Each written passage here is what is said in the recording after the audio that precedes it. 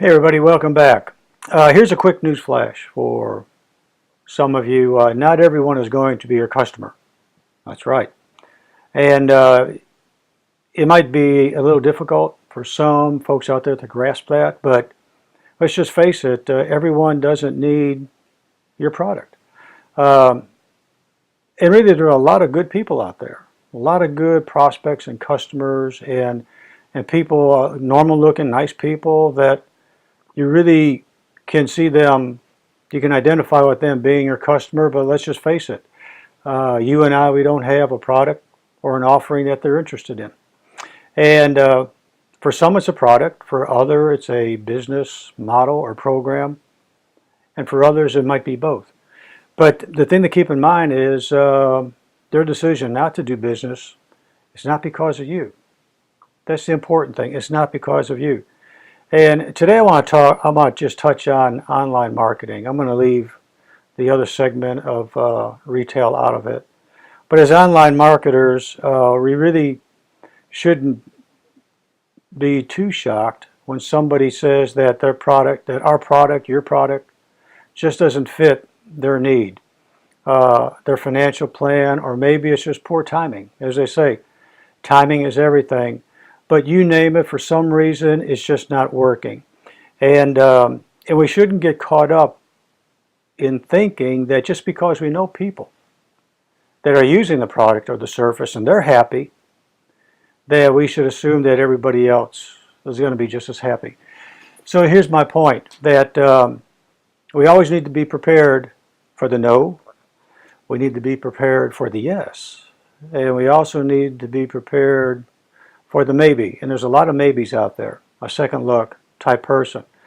But we always need to be ready to ask the smart questions so that if it's not a good fit for either party, we can pivot and walk away. And at times, you may hear something coming from their end of the conversation that just doesn't fit well with your business plan in your direction and vision, where you may be the one to decide, you know what, this is just not going to work, and you decide to exit the situation. Just keep in mind, and you've heard this before, you can lead 1,000, but you cannot carry one. So before you ever get to that point, make a decision to leave, and leave with posture. Leave with your posture intact, and by doing so, they will remember you, and you may get a referral from them because of the way you handled the situation, a referral for somebody that they think kind of fits the model that you're looking for. So with that, let's think about the people out there who do get in business, any business, and they're the ones that decided to step off the pier into the dark water, so to speak, and they're the ones that need the support. And that's why it's so important that early on, either in business or just before somebody, maybe you decide to get into business, do your homework, go through your due diligence, test the waters, find out what's working for some people and what's not.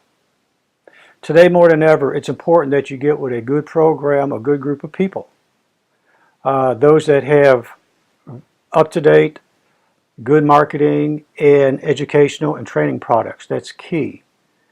And also good leadership. Leadership that you can go out and reach and contact.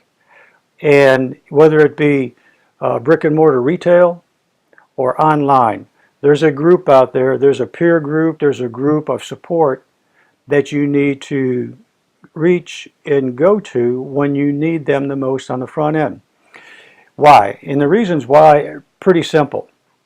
One of the first point, which is really two reasons why a lot of people fail in any business, is laziness and procrastination.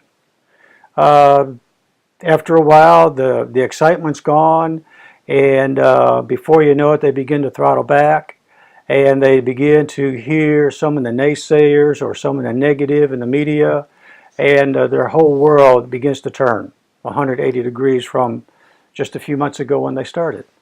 And the other two are, they kind of go together, fear of failure and fear of rejection. Nobody wants to fail. Nobody gets in the business to fail. Even though yesterday I mentioned that about 90% of the people that get involved in an online business to start up will fail within the first 120 days. So really, the cards are kind of stacked against them, and that's why early on in their business startup or before they get in, they need to find that group, that support group, that's going to carry them along the way and be their support. The other thing is the fear of losing relationships. What if they are successful? Think about that. Forget about the failure part. What if they are just very successful? Well, with that success comes a different group of friends and different relationships, because their buddies, their pals, their friends that they had before their success no longer can identify with them, and that tie is broken. And there's also the fear of what others might think.